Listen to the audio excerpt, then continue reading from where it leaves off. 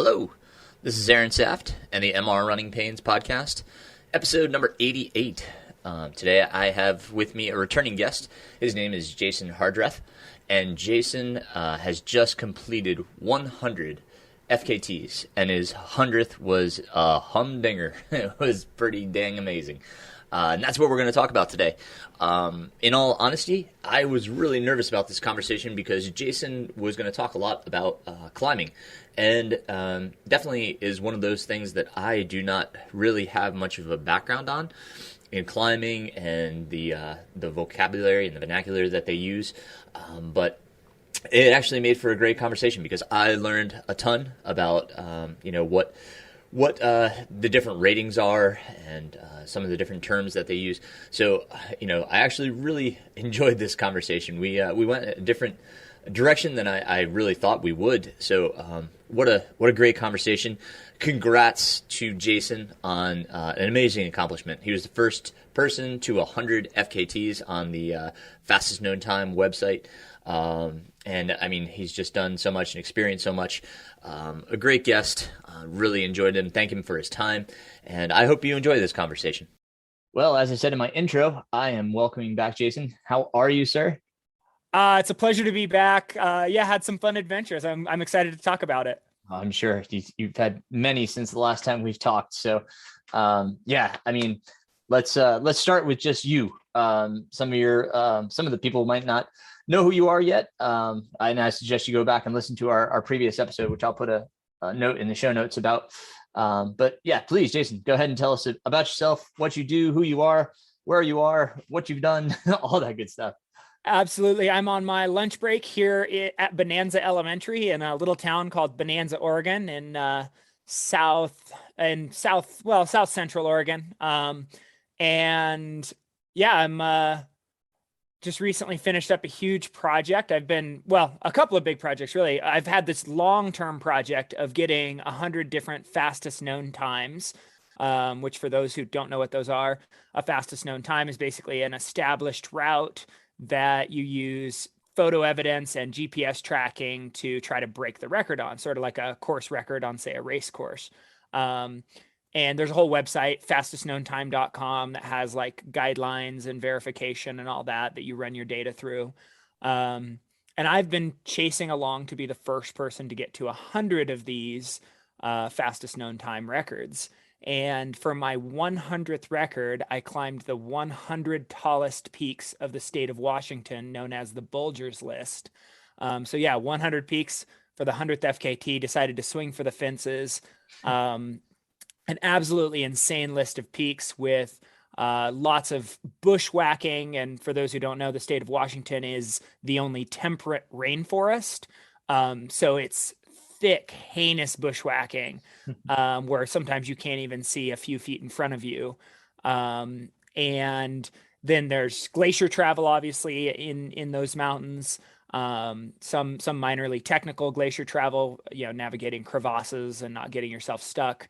And then a lot of 4th and 5th class terrain to climb on, sometimes on loose or chossy rock. And so it was a big undertaking, and no one had ever attempted to push the entire list out in a single season before. It had kind of been this like, oh man, these are, in Colorado you can do the centennials. That's a different thing. But here in the Pacific Northwest, these are just like too dangerous, too much risk, too much logistics. Fires break out, all this different stuff. Why, perhaps it can't be done. Became just sort of enamored with the idea of giving it a solid go and seeing what would happen. And I guess I'm here on the other side of it, which is great to see. Now you said you were going after being the first person. Who was the next closest to you? The next closest person is a guy in the UK, and he is at 98 currently. His name's David Bone. He's been knocking out a bunch of their historic walks and routes that go through the country. Some of them as short as an hour, some of them as long as 5 or 6 hours. It's been cool to see him put those together since there is a lot of history there. Two very different 100 lists. And he should, I think he's just did a big race and he's going to take a bit off, but then he'll finish up his last 2 here before the end of the year. So we'll have 2 people who've done 100. And just so people understand, there's a rule for going after an FKT, which is it 50% has to be by foot, or is it more than that?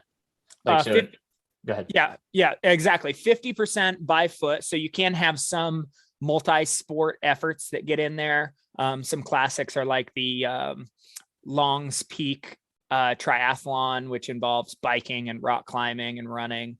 There's the Grand Teton Picnic, which involves biking and swimming and climbing on the Grand Teton, which is a mix of scrambling and running. So there's a variety. There's some like the rim to rim to rim alt on the Grand Canyon, not the main rim to rim to rim, but the alternate route involves swimming the Colorado River at the bottom of the canyon because there's no bridge on the Bass Trail system. So it really opens up some possibilities, but what they don't want is stuff to be like, oh yeah, it's primarily a bike record or primarily a swimming record or primarily a skiing record, for example. They want it to mostly be on foot style travel. And there's also a set distance too, which, I mean, we could go to fkt.com and see, but isn't there also, in order for it to become an FKT, there's supposed to be an established distance? Yeah. So basically they set this 5 mile rule. It's like probably you're going to be hard pressed. Not that it's not possible. I have one of my routes that got accepted is a 2 mile canyon loop record in slot canyons in Utah, but it's such a classic 2 mile canyon loop that it's like, oh, this absolutely is kind of like a all out sprint type obstacle course canyon run.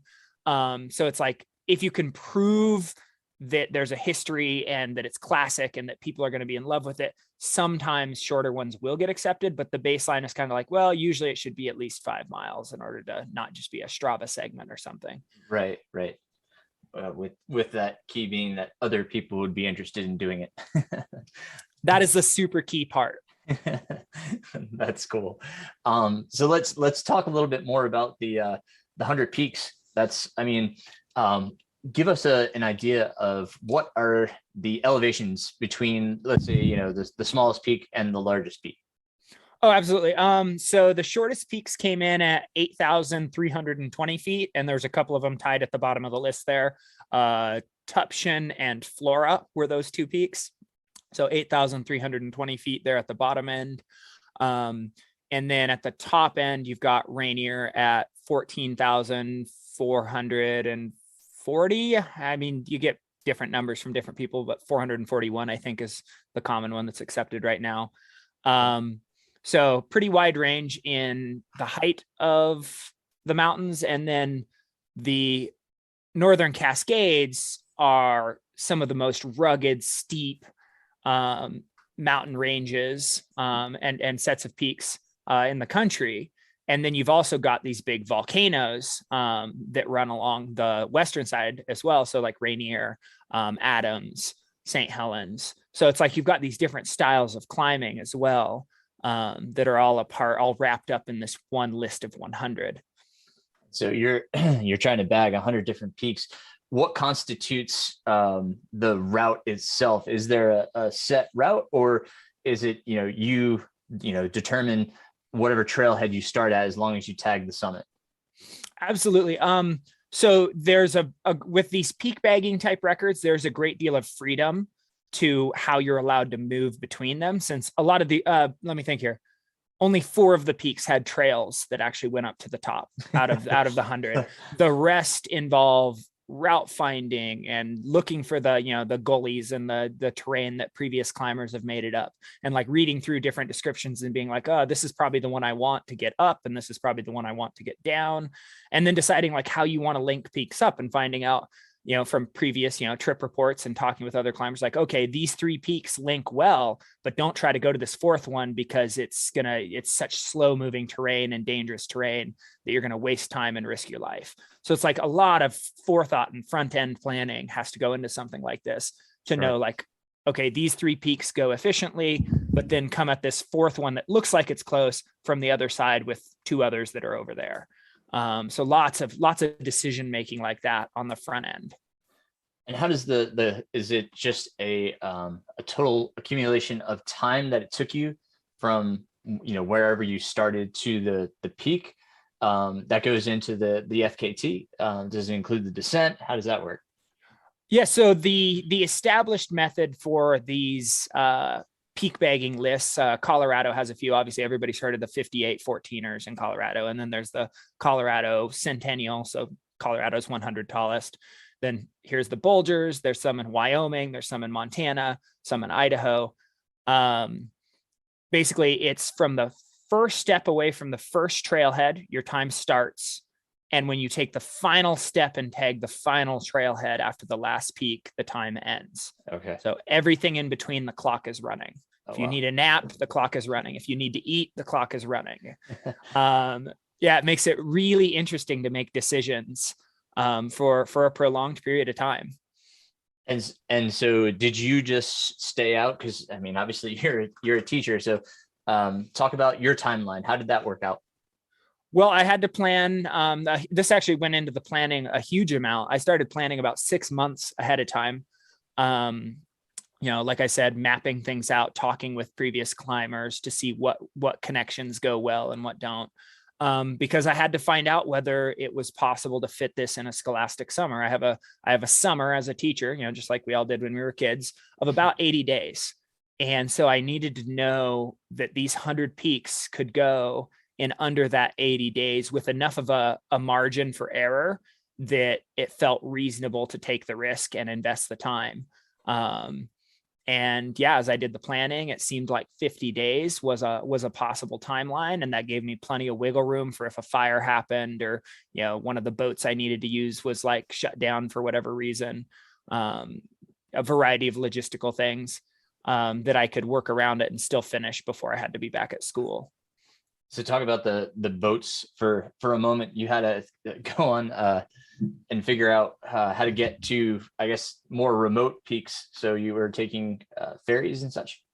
Yeah, for what I refer to as the Chilean group or the Stehekin group, you basically you take a 3-hour boat ride in, and then you bag about 7 different peaks while you're in the backcountry in that area. And then you have to catch the boat back out. So yeah, you kind of have to coordinate your timeline to be like, okay, which day am I going to catch the boat? Because the boat leaves at a certain time. And it's like, either you're there and you're on the boat or you lose a whole day. And that one was really interesting to coordinate with. One of the logistical challenges of the whole thing was to make sure that didn't end up losing me a day.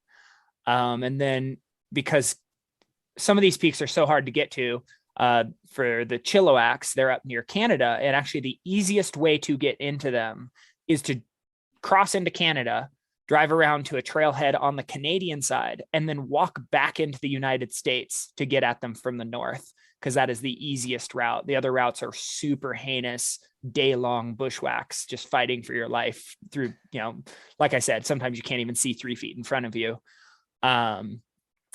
And because Canada was closed at the time I was doing this record, I had to come in through the Silver Creek side, which involved a 40-mile boat ride and being dropped off at a mouth of a canyon and then bushwhacking for 7.5 miles. And that 7.5 miles took 11 hours and 30 minutes to cover. Yeah, you can think about that. And normally I can run a mile in 5 minutes and 30 seconds. And here it is taking half of a day to cover 7.5 miles. Like, you don't have an appreciation for trails, even poorly built, poorly maintained trails, until you've tried to bushwhack in Washington. Like, you're like, oh my goodness, even the worst trail I've ever been on is so much faster than this. Did any of these require permitting? Yes. So when you're in the North Cascades National Park, there's permitting for some of the areas there. Some of it's pretty hard to get permits for. So that was a big crux as far as a permitting crux, was making sure. And I got a bit lucky in that regard, because one of the roads that was like to the most popular area had some washout and tree fall. And so the road was closed partway up. And so a bunch of people who had gotten permits were like, well, if we're going to have to walk that extra, we're not going to go. And so I was able to get a permit for a really hard to get to area up near the Sahali Glacier, which was a huge windfall for efficiency, and not having to hike extra miles out and then extra miles back in to get to the same spot. It made it possible to just stay in. So that was a huge crux that came together in kind of a, fortunate way, as those go. It was extra miles to walk to get in, but then not having to come back out was nice. So that one, and then obviously you need permits to climb Rainier and you need permits to climb St. Helens. And that was a matter of like, okay, as I get close to the day I need to be there, I need to procure a walk-up permit. Or with St. Helens, it's when people cancel, they push them back into the system. And so about 2 weeks out, you can see them open up. And definitely had some people like looking out for me as I was busy climbing, like when permits would pop up on the day, like near the day I should be finishing. I had some friends who were like, oh, I got you a permit for the day you're going to be there. Yes. So it was awesome. Very cool. Gosh. And so, when we talk about FKTs, we always talk about supported versus unsupported. How did this one classify? This one went supported. I mean, I could have potentially done it self-supported because I could have just driven myself and soloed all the peaks, which would have been taking a huge amount of risk, especially on some of the glacier travel. And one of the things at the beginning of this, when people started agreeing to help me plan it out, they had this concern. Very many people, they'd lost a beloved young climber, Jake Robinson, to a tragic accident. He was unroped on a glacier and fell through. And so there was this huge hesitation, right, in the community to help me. Like, oh, is this guy just going to go out and take wanton risks and get himself killed, and then I'll have been a part of someone dying, right? There's like that. Nobody wants to do that. And so I had to like assure them, like, no, I am gonna travel in safe manners. I'm gonna rope up when I'm on these glaciers with crevasses. And so it would have felt disrespectful to then be like, oh yeah, now I'm soloing. And I think it would have, put a bad taste in the mouth of people who helped me in the community at large, right? To disregard safety after they'd lost someone so loved. So I chose to go full supported. And that way I could rotate out climbing partners that I had. I could have, my girlfriend who wanted to be a part of it, like drive. And, sometimes very frequently, actually, she would like hike a camp in to different points. So I could like bag 5 peaks and drop to a trail, and camp would be right there instead of having to do like 10 miles back out to the car and then 10 miles back in the next morning. And just kind of resupply the next day and take off for another like 4 or 5 peaks right from there. Which was a huge part with how remote these peaks are of bringing the whole project together, because there were so many places a person that didn't do it in that style would have to do the extra 20 miles regularly. And so I made the decision like, okay, no one's tried to do these peaks in a true FKT style, pushing, like not going home until they're done. And it's like, I want to do this in a way to show people what's possible here, which means every possible way I can do the logistics to be more efficient, I'm going to try to do it. And there were a couple of times where, because my girlfriend had to leave, she's a guide. She had to leave and go guide a trip. Like I would have to hike out and then hike back in to resupply myself. So there were a few days that were like that were less efficient. But for the most part, I think it was a very dialed execution that I'm very proud of, for this set of peaks to show people what can be done. Absolutely. And just so folks get a little bit more understanding and background from you, we talked about it a bit in our last podcast, but talk about your experience with like mountaineering, climbing, ice wall climbing, all that stuff, just so they understand, you aren't just somebody that just went out and was like, I'm going to do this. Absolutely. Yeah, this is not a casual trail run. A lot of these peak lists involve, even though, the ones in Colorado have some, 4th and 5th class climbing. And for people who don't know what that is, class 1 is you're walking on an established flat, easy trail. Class 2 is hiking like steep incline, maybe a little scrambling. You're probably not having to put your hands down, but some people might want to on class 2. Class 3, most people are putting their hands down here and there, stepping between boulders, climbing up small, like, steps and obstacles.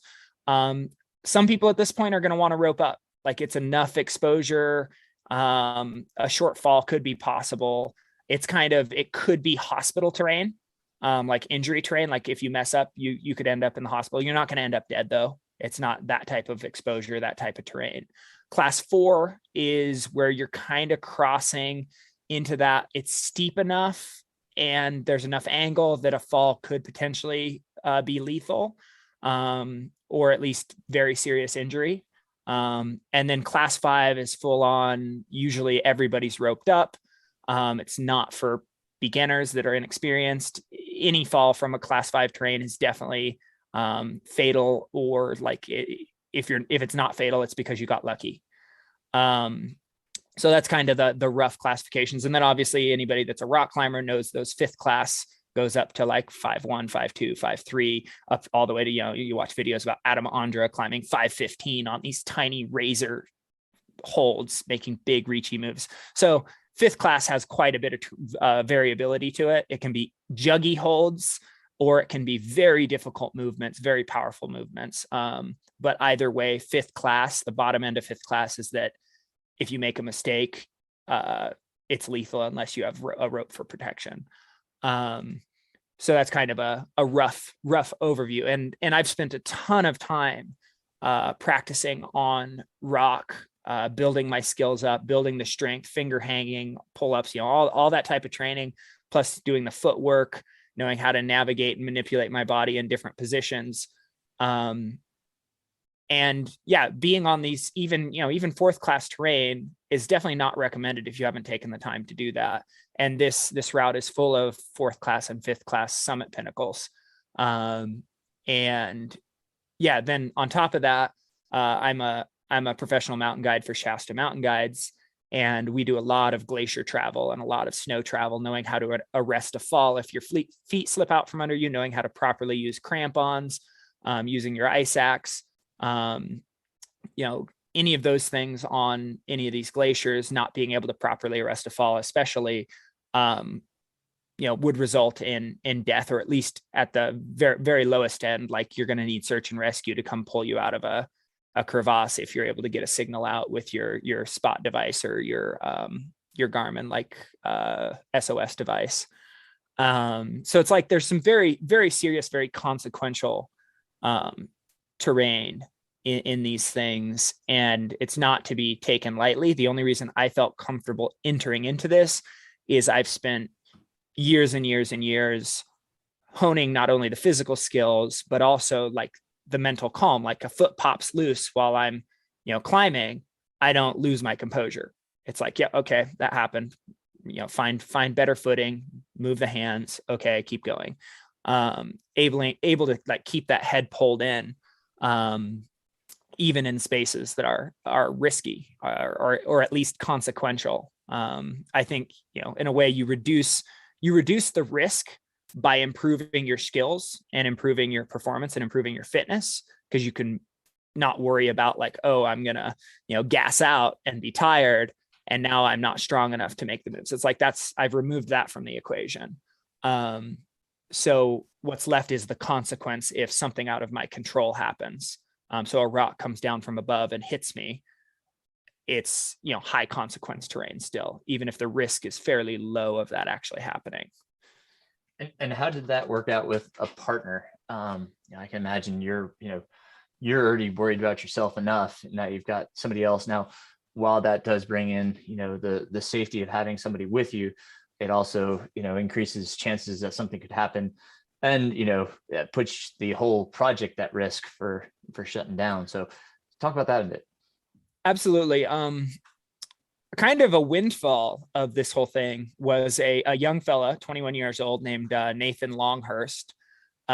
He joined me on day one. He'd actually messaged me about a different one of my records, the Rainier Infinity Loop, because he wanted to attempt to beat my record on that well-established route on Mount Rainier. And, I'm the type of person, like, I want to lift people up. I want to help, as long as you can show that you're a capable, like, evidence to me that it's like you're a capable person and you're putting thought into it, I'm going to help. if it seems like the person has no clue what they're doing, I'm going to probably give them the voice of caution. But if a person's like put in the time, built the fitness, has put in their research, and they want me to help refine it, like I'm absolutely going to. So I like talked him through like, oh yeah, it looks like you're doing this well. You could think about this way. I think you could go under 48 hours on this thing and be the first person to do sub 2 days. And then he's like, well, what are you up to? And I'm like, well, I'm going to start this big project. And so he jumps in on day one. And day one was one of those like low consequence days. It was a huge 47-mile push with like 14,000 feet of gain, like a huge ultra endurance day, but none of the peaks were highly technical. And so I was like, yeah, I'm comfortable with that. If the kid, doesn't feel good or can't handle the mileage, he can just turn around and go back to his car, and I don't have to worry about him. He doesn't have to worry about me. Like, that's great. We end up having a great day together, like an awesome day on that big first push. Ended up being out there like 22 hours into darkness together. Just had a good time, really jammed. And we ended up climbing by the end of the project 65 different peaks together. And it was really cool because we had very similar risk tolerances. So we had similar sort of instincts for, yeah, let's pull the rope out here, or for this section, like especially rock climbing, both of us, he's a 513 climber. For those who know rock climbing, that's really hard. Those are very hard climbs. And so he was super comfortable on rock. And I'm even though I'm like a 510D climber at best, my like capacity for 5th class terrain, feeling comfortable, is very high compared to my top end grade when I'm on a rope. And so oftentimes we would fly through 4th and 5th class, easy 5th class terrain and not even pull the rope out because we both just felt really confident. But on the glaciers, it was super great to be able to pull the rope out and know that it's like, okay, if one of us takes a slip, there's the other guy can catch it to keep us from going into a crevasse. So it was really nice. And we did rope up on almost every glacier section when we were together. And yeah, having a partner like that, also we established this sort of communication and just established, I guess, methodology, if you will, when we were on loose 4th class terrain and loose 3rd class terrain, where you're going to knock rocks loose no matter what you do. Like in order to not knock a rock loose, you'd have to move so excruciatingly slow, and you'd still probably knock a few down. So we got into this rhythm where we would either stay super close, and this is key for anybody that wants to move in this type of terrain, stay super close to each other, where any rock we knocked loose wouldn't have a chance to accelerate to a lethal force, a lethal impact force.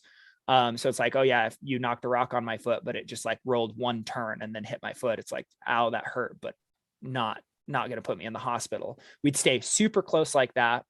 Or we would, if we could see 2 gullies with some kind of a dividing feature in the rock between them, we could both sort of hop into those different fall zones. And this is really important to think about whether you're on snow or ice or rock, is what's in your fall zone. So where are objects I knock loose or things I drop going to get funneled as they fall?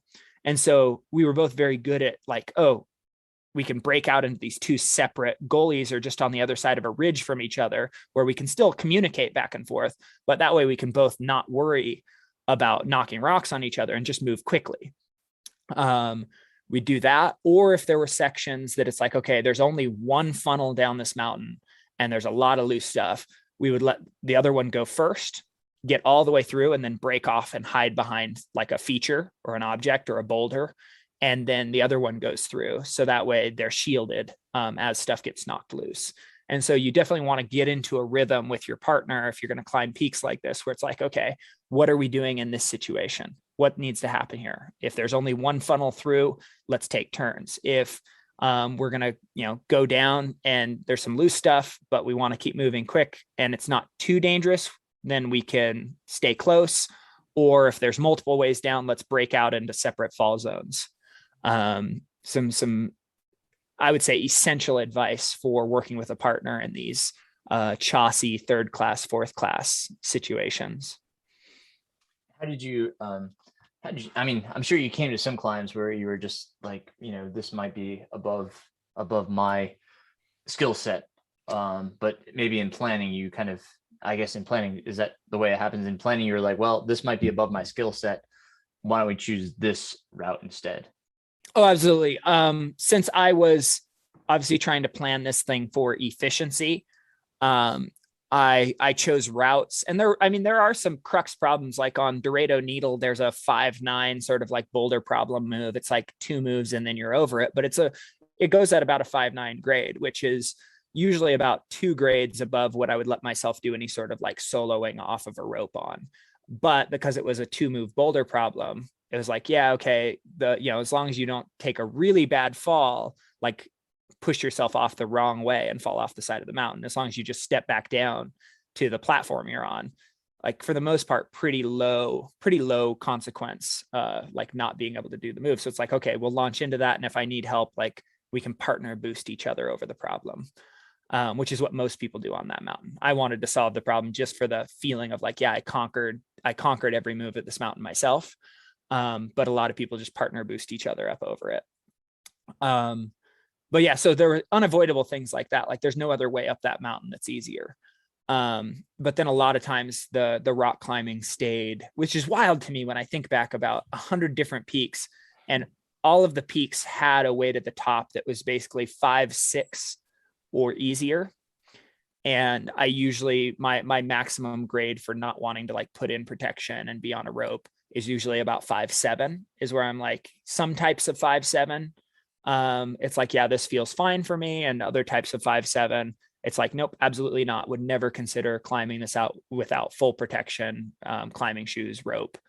And so that's kind of like the grade where it goes back and forth. And everything except the Dorado Needle had some way up that was, 5-5, 5-4, 5-6, which is still to me to this day, it's wild to think about. But again, a lot of people are going to want to rope up on 4th class terrain. So definitely something to keep in mind.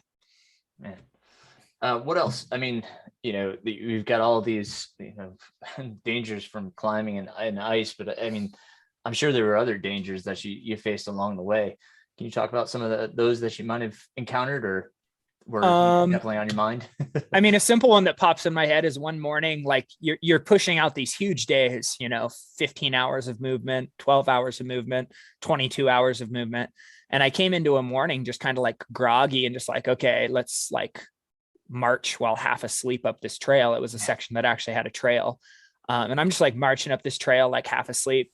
And I look up as I hear something move, and it's a bear that's like 30 feet away from me. And luckily it had gotten startled and decided to run because I wasn't paying attention. And there's just kind of like that, oh, like wake up, dude. Like just because you're on a trail doesn't mean you can have your brain off. There's more than one way to die out here. So that one was a wild one. Then, I mean, the thing about like this terrain is because of all the features, the different ridge lines and moraines coming off these different mountains, the North Cascades can be really difficult to navigate. Like you feel like you're going the right direction, or you feel like you're close, or you feel like, oh, I should go downhill for this section, or I should go uphill for this section. And it's very fooling. Like you can end up climbing 2,000 feet that you didn't need to climb and just have to descend that 2,000 feet to get to the proper goalie, where then you have to climb that 2,000 feet back up again. It's like very difficult terrain to navigate.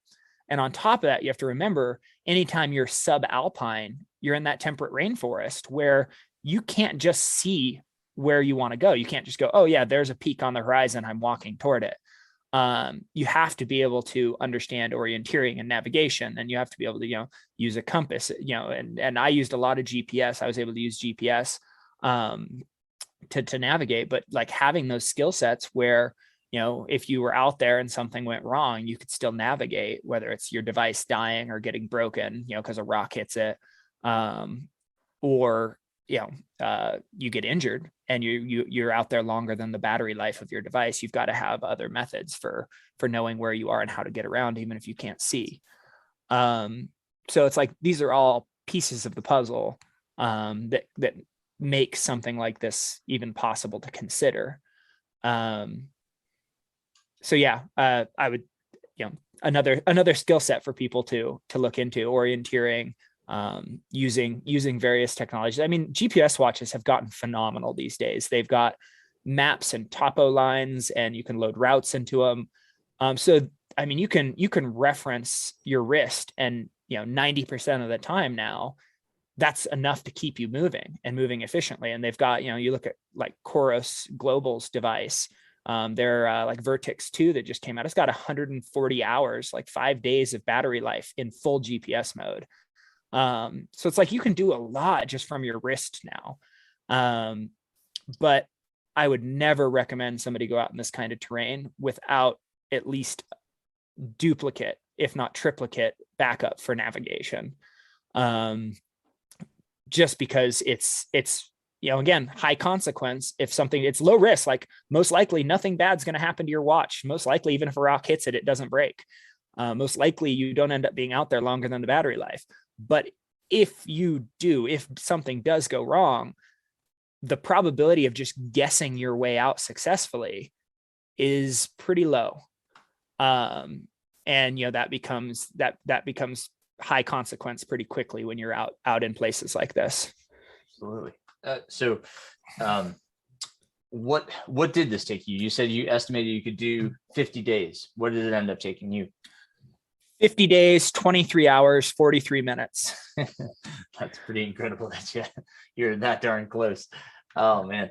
I talk a lot with my athletes, and it seems to be a conversation that we pass around a lot these days. We talk about why. We just read a book, start with why.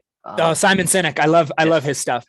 Yeah, absolutely. So, was the impetus, to have this FKT, these 100 peaks, was that enough motivation for you to get to the 100th FKT, first, and then, get this project done?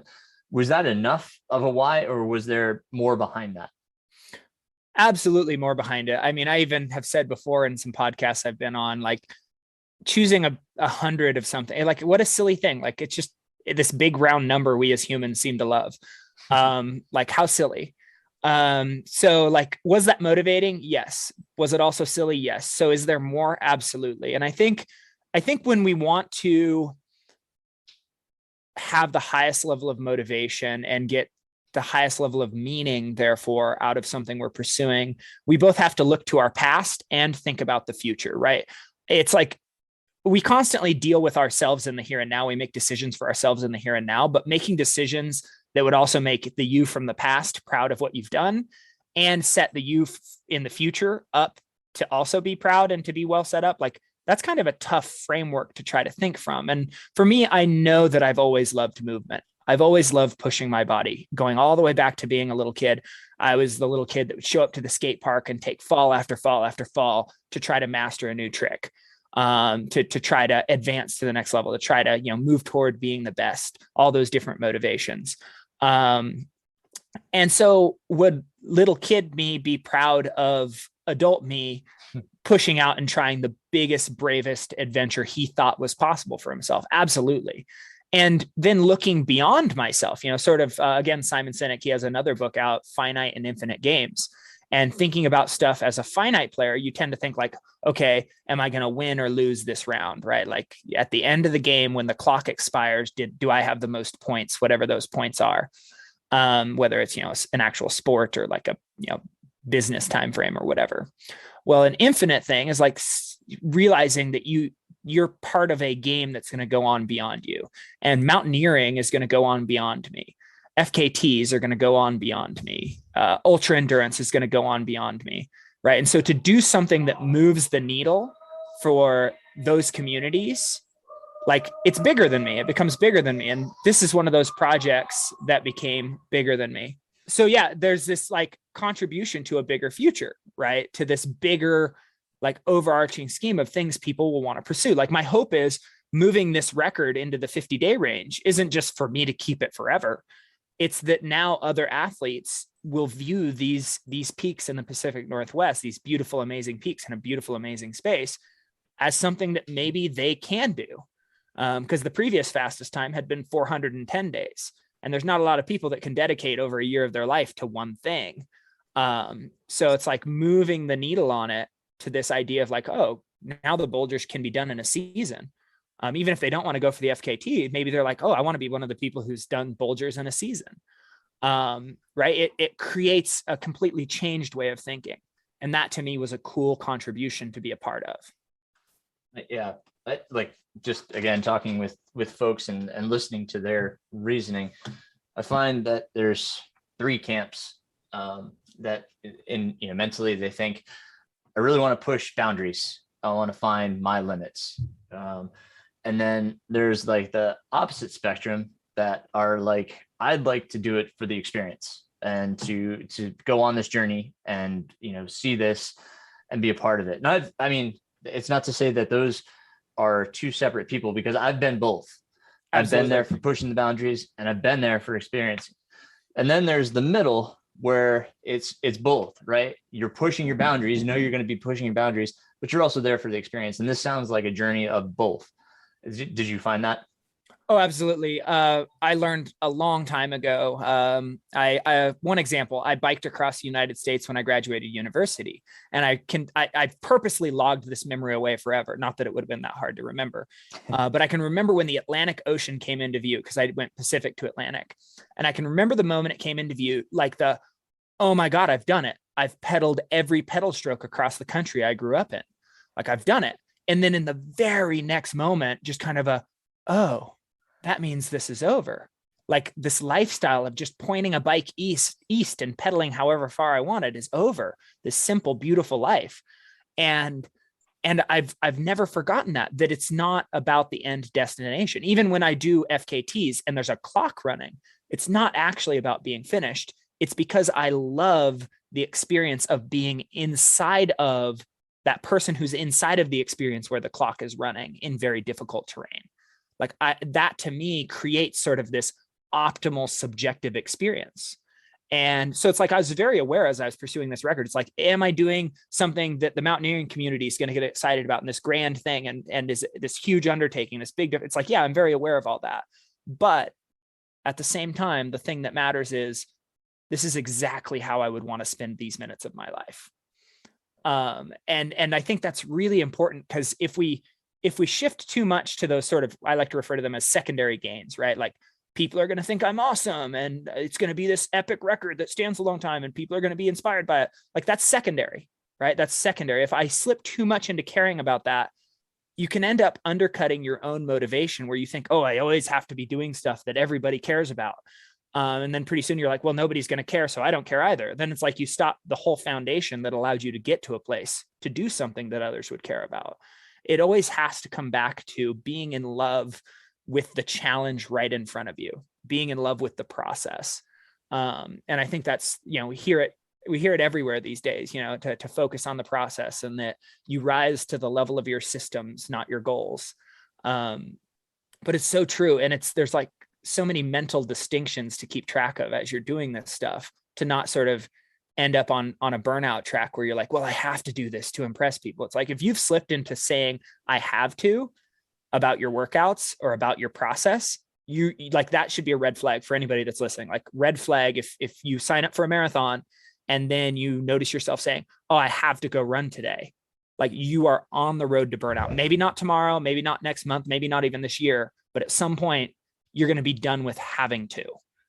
And I always try to catch myself when I do that. And I still do it. Like, I'll sign up for an event and I'll catch myself phrasing stuff like, oh, I have to get out on the bike because I have a triathlon coming. It's like, no. I love riding my bike, and I get to ride my bike in a triathlon soon. Like, those little seeming semantic changes matter, to remember that you're playing, to remember that you're doing what you care to do with the minutes you have to live. I think that those distinctions are so important to whether you're just trying to live a healthy life, or you're pursuing a goal, or you're trying to do some big, insane mountain undertaking. That framework of how you approach it is so key. Well said. And I was shaking my head the whole time. I totally agree. That's wonderful, Jason. I couldn't have asked for a better way to kind of close here and wrap this up, because that was well said.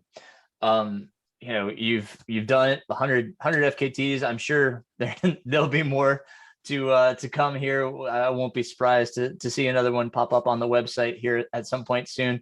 I don't want to ask you what that is because I know you're probably just ruminating and planning, and that's part of the process. And I certainly appreciate you coming on here and sharing that story with us. Congratulations once again.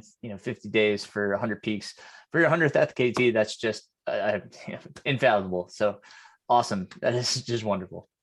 Thanks so much. There is actually, I'll just clue people in since I have the chance. There's a trailer out for a documentary that's coming out that covers some of these 100 FKTs and these 100 Bulgers peaks. And they did a great job with the capture. I mean, you think about trying to be a film crew capturing a guy climbing 100 mountains and how difficult and impossible that would be. And yet they did an amazing job. So I'm really excited to share Journey to 100 with the world. And if you loved what I had to say here, they did a great job of also capturing what I care to speak into the world. It premieres in Park City on October 22nd with The Alpinist. And then it will travel on some film festivals, and there should be a digital release in February for people that are interested. And I'll make sure you get a link to the trailer to include down below. Absolutely. It will be in the show notes. Jason, thank you. What other ways can folks connect with you? I'm really easy to connect with on Instagram at Jason Hardrath. I've got my own website, jasonhardrath.com. Those are probably the two easiest ways. I am also on Facebook and check it occasionally. I am also on LinkedIn and check it occasionally. I will put all that in the show notes. Gonna have a good little show notes here. Jason, once again, congratulations and thank you so much. Aaron, an absolute pleasure. You have a great day. You too. Jason, once again, congratulations on such an amazing accomplishment. Thank you again for sharing your experience, your knowledge, and everything with us. What a tremendous accomplishment that was. And I've got a lot of stuff that's been going on, so a bit to catch up on here after Jason's interview. And first, I want to thank my Patreon supporters. It's been awesome. I was able to get a new microphone here, so hopefully the audio improves. I'm still learning. There's still things that I need to pick up to kind of get the audio quality even a bit better. But it's a start, and that's thanks to you guys at Patreon that helped me able to secure this microphone. So thank you guys so much. If anybody can support on Patreon, it's tremendously appreciated, and you can do so. There's a link in the show notes as well as on my website. And that's not the only thing that you can do if you can't support in a monetary fashion. You can also just really leave a review, subscribe on your favorite listening platform, and share it. If you feel like you like the episode, please do. That's tremendous help. But thank you again to my Patreon supporters. I'm so grateful. With that and with birthday money, I was also able to get the new GoPro. So I am going to try to do a lot more on YouTube. Just trying to find the time to add that into my schedule. But look for some new YouTube videos from me. I'm going to start doing some gear reviews. I've got some new stuff that I purchased and got for my birthday. So gonna do some new gear reviews, as well as probably some more core and strength videos and such like that. I hope you find those helpful. My YouTube channel can be found in the link in the show notes, but you can also search under Aaron Saft. So stay tuned for those. I'm very excited to get my new GoPro. That actually comes in today, Wednesday, October 20th. So really looking forward to getting that. And then we're also going to do some filming. I'm going to run as soon as I get back to it, which is my next point, on the Hellbender course, and do a little bit of course previewing so people can kind of see some of the climbs and descents that they'll be going through on Hellbender if you don't have a chance to come, and if you've never run in the area before. So lots of stuff to come. Pretty excited about that. So with that said, two things here. First being, so as I mentioned, I'm taking a break right now. After that 50K at the Naturalist, I was just toast. And I think I was feeling that in race day. Yeah, I did get sick, but I also I just did not recover. And I just was kind of slogging through my runs. I think my body just had too much stress. I was like, I had I wasn't able to lose weight. I've kept on some pounds that no matter how much I trained and how much I did with my diet, I just couldn't seem to shed weight. And I think that was due to the combination of stress from everything I was doing from coaching middle school to getting my kids here and there, as well as working and running. Running's a big stress as well. So some telltale signs there. I had a conversation with my coach, Patrick Regan, and just said, hey, man, I'm just not recovering. I'm not feeling good. I just feel drained. And at first we were just going to kind of back off and just do some easy running. And even the easy running was just, it was a slog. I was just like, man, it's just not there. I was going out for 45 minutes and I got 15 minutes in and I was like, it's just not worth it. I'm just so tired.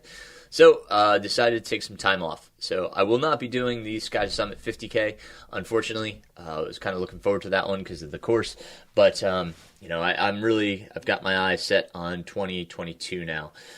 Black Canyon's coming up in February, so taking this break and then going to gear back up. So hadn't taken a break. Obviously, it's been a big year. I attempted 300s, finished 2 of them. Umstead and Hardrath, and then I got 80 miles into Old Dominion. So, been a good year. I've done a lot. I've enjoyed it. I can't wait to get back to running. Mentally, I'm fresh and feeling good. I just, want to make sure my body is ready to go again. And we'll see what 2022 brings. A lot depends the lottery for Western states and such. So, just a wait and see. Second point there is Hellbender. Hellbender, a lot going on there. I hope that you've subscribed to the podcast, the Hellbender 100 podcast. That has a lot of updates in there, a lot of great guests, a lot of information. So if you're interested in Hellbender, make sure you go over there and subscribe to that podcast and listen. I release that the first and third Saturday of the month. So we've got, I think, 5 episodes out now. And really enjoying kind of talking to folks about Hellbender and sharing that information. So please get over there. Remember that registration is opening on November 1st. The Run 828 Foundation has made it so that we have 75 spots for males and 75 spots for females. So hope to close that gender gap and get more females participating in Hellbender, and just have a great race overall. So again, tune in to the podcast as well as our Facebook page. The website's getting updated, so a lot going on there. Really excited for Hellbender. Let's see. Next point, we've got I made a post and a podcast. Hopefully, you had a chance to listen to that last Friday about my gear and donating, some of the gear that I have. Because as I said in the podcast, I just went through my closet and was just sick by how much gear I have and will never use. So I've had some folks take me up on it, and this is for folks that maybe right now there's a financial pinch. They just can't buy the gear, and I'm here. I want to help. So reach out to me in any avenue. Whatever is best for you. Message me. It could be email, Facebook, Instagram, wherever you're comfortable. Reach out to me. Or if you know somebody that is in need of some gear and just can't afford it right now. Really love to help. Again, my size, I'm probably a large in most things. I do have some extra large stuff. I've got packs, all sorts of stuff. So just ask. I am here and happy to donate, and that will be at no cost to you or the person that this is helping. I will ship it for free. So I ask nothing in return. I'm just grateful to be able to get these into hands that folks will use it. So please reach out to me. And that's it's just something that popped into my mind when I was out kind of doing some trail maintenance last week. So just listen to the special episode last Friday. I'll explain a little bit more. Other than that, my goodness, November is coming up quick. not only does registration open November 1st for Hellbender, but I'll be, in lesser news, putting out my November newsletter. So if you haven't subscribed, please go over to my website, mrrunningpains.com, and subscribe. You can see all of my old newsletters, and you can also listen to all the old podcasts. They are archived on the website as well under the Connect With Me page, but you can subscribe to the newsletter and get that each month. I try to jam-pack it full of information, helpful tips, such that, reviews, everything I can think of, I kind of cram into that newsletter. So that comes out once a month, usually around the beginning of the month. So please subscribe, because that will be coming up quickly. Very, very cool. My son, the next piece, he just crushed my freshman PR in cross country. Course was a little bit short, but even so, he won the conference meet as a freshman. So proud of him. He ran 16:01 at a local park. I didn't think the course was that fast, but he was crushing it. So just want to say congrats to him. I'm a proud dad, so just wanted to give him a moment and a shout out for his absolute awesome performance. And his team won, both male and female side. They won the conference championships, so congrats to West Henderson High School. I'm excited to see what they can do here postseason, qualifying for state and such. So good luck to them. And lastly, I've been working on, if any of you know the UESCA, UESCA, they do certifications for endurance athletes. I picked up the running certification about 2 years ago. Very, very in-depth and great course for coaches. And even if you just want a little bit more knowledge about training and stuff, it's worth the investment. It's a great, there's 20 plus modules, pack full of information, just awesome stuff. So this past, I guess it was this year, beginning of this year, they came out with the ultra running certification. So Jason Koop, who is a wonderful coach for the Carmichael Training Systems, he helped to co-create the ultra running coaching certification.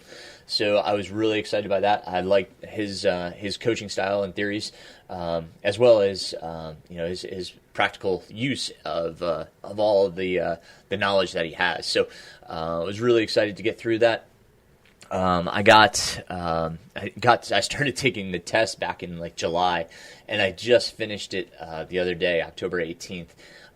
So I gained another certification. I don't know, that brings me up to 5 or 6 different certifications, but not really about gaining the certifications. It's about gaining the knowledge.